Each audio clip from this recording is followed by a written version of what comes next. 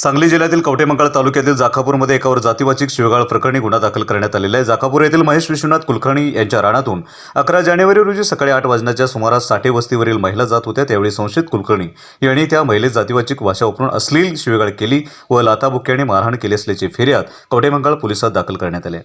तसेच त्या महिलेस मारहाण होत असताना एक महिला सोडूनच गेली असता तिच्याही नकाला व बोटाजवळ जखम झालेली असे दिलेल्या फिर्यादीत म्हटलेले आहे। त्यानुसार महेश कुलकर्णी यांच्यावर महादेवीचे कलम 323, 504, 506 अनुसूचित जाती जमाती अत्याचार प्रतिबंधक अधिनियम 1819 ची कलम 31R 31 S32 FIA प्रमाणे गुन्हा दाखल करण्यात आलेला आहे। या घटनेचा अधिक तपास उपविभागीय पोलीस अधिकारी जत सुनील साळुंके करीत आहेत। कवठेमंकाळ प्रतिनिधी जगन्नाथ सकट यांचा हा रिपोर्ट।